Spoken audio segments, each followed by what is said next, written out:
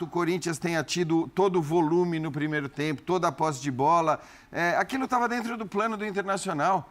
O Inter estava jogando dentro da sua área, que eu acho sempre uma estratégia perigosa. Mas aí vamos olhar para o lado positivo dessa estratégia. Primeiro, o Inter não tinha sofrido uma finalização a gol até o momento em que o Corinthians faz o seu gol na bola parada. Então, e foi uma falha do goleiro. Por mais que o Inter tenha dado aquela opção ao Corinthians de ficar com a bola e de ficar rondando a área o tempo todo e dizer, não, joga aí, vem aí que não tem problema, eu vou me defender, de fato o Inter estava conseguindo se defender.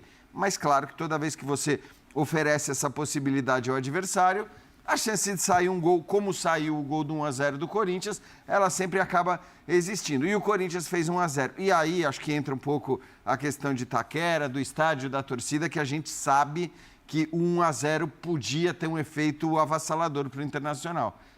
Tudo bem, o gol foi já no final do primeiro tempo, mas isso também, né, acaba dando uma baixada. E no segundo tempo, o Corinthians... Aí eu acho que o Inter volta diferente, e isso foi um acerto. O Inter não volta daquele jeito também, dizendo 1-0, agora vou me fechar do jeito que eu estava me fechando no primeiro tempo para conseguir garantir esse 1-0. Não, ali o Inter estava tentando jogar mais, né, estava conseguindo talvez colocar melhor o plano de também contra-atacar.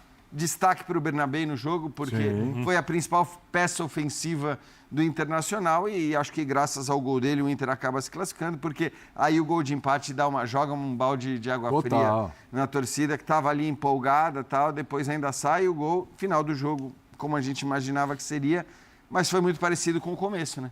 O final do jogo, aquilo. O Inter, beleza, fechado, esperando o jogo acabar. O Corinthians pressionando meio que no abafa, jogando bola na área daqui para lá, tentando, né, com um zagueiro de segundo centroavante e tudo mais. Mas aí ia ser mais no abafa mesmo. E o Inter conseguiu se defender e passa. E é uma vitória muito importante, uma classificação muito importante. Acho que a gente fala sempre das questões financeiras, mas nesse caso também esportivamente, porque avança para uma fase aguda.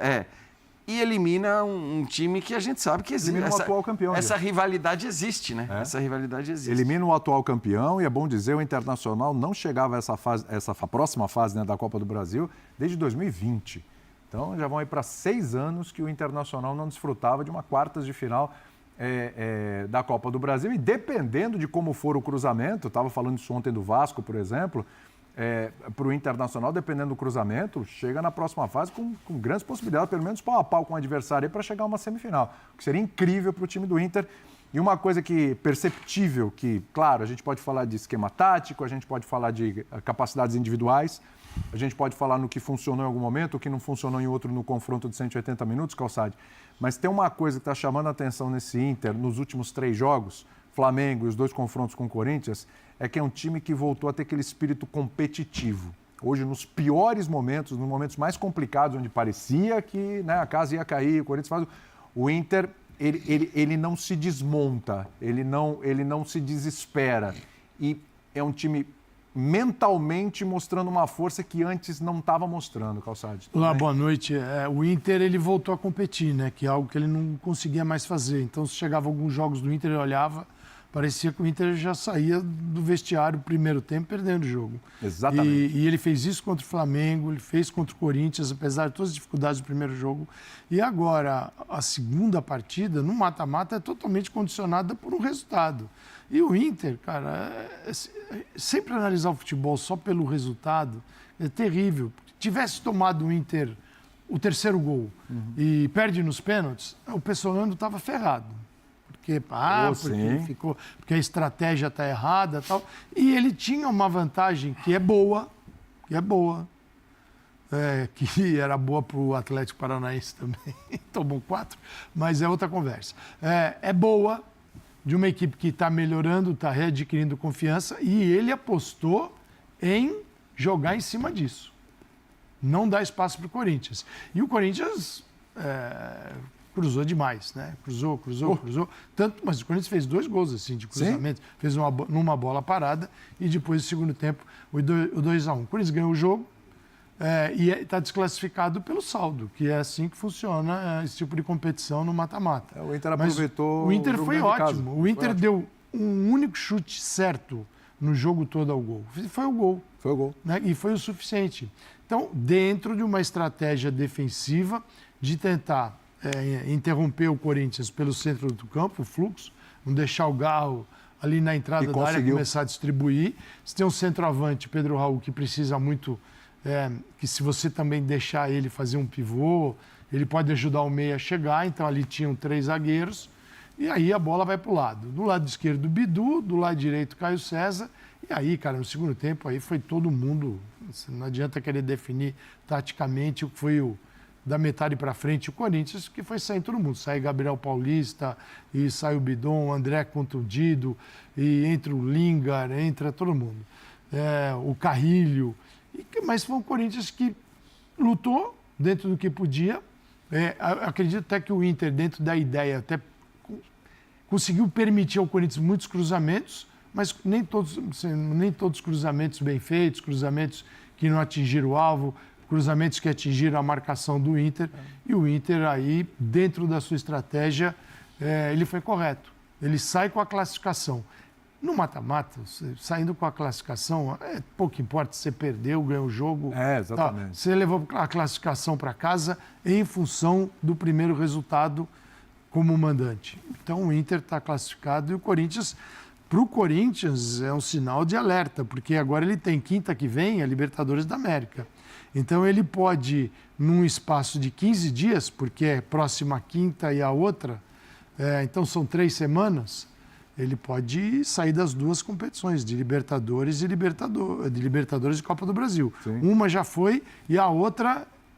Eu entendo que é mais difícil até do que essa aqui. O professor Calçade estará lá na Argentina semana que vem, né? Para acompanhar o jogo em loco e trazer tudo para a gente aqui no Linha de Passe. Semana que vem, não perca, semana de super cobertura de Sul-Americana e Libertadores. 2 próximas semanas, né? Oitavas de final, já no mata-mata das 2 competições. Eu quero uma coisa que eu acho que quero muito destacar no Internacional. Por favor. Porque como não é um time pronto e não foi durante quase toda a temporada um time consistente e ameaça ser, não significa que de agora em diante as coisas serão todas maravilhosas, espetaculares.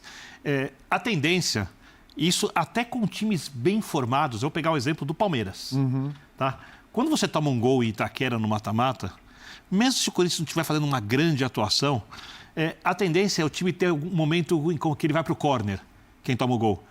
E a tendência é do time do Corinthians crescer quando faz o gol em casa no mata-mata. Nas 2 vezes que o Inter tomou o gol, o Inter manteve o padrão de jogo. E não foi para o córner. Não se desmontou, não se desesperou. E assim, talvez, e aí o Inter vai ter que provar ou não durante a temporada, isso seja um bom sinal. De um time que começa a ter uma personalidade. Quando o Calçade falava agora que o Inter é um time que não competia durante o ano, é porque também falta uma identidade coletiva. Isso vem com um modelo de jogo, com um time bem encaixado. E o segundo passo, que é sempre o mais duvidoso, é como esse time, quando está bem encaixado, reage nos momentos mais difíceis. Os grandes jogos, os clássicos, os mata-matas, principalmente quando você tem um adversário que tende a crescer jogando na sua casa, esse seu time que está construindo sua personalidade vai jogar fora de casa. E o Inter mostrou muita personalidade hoje. Ele poderia ter tomado o 3º gol. Um desses cruzamentos, de repente a bola bate e sobra, é do jogo. Mas o Inter não foi para o córner. O Inter não ficou acuado, ele manteve a sua ideia de jogo, ele não desmontou a sua maneira de atuar porque tomou o gol, não ficou jogador desgovernado, não foi ninguém que começou a fazer o que não fazia antes.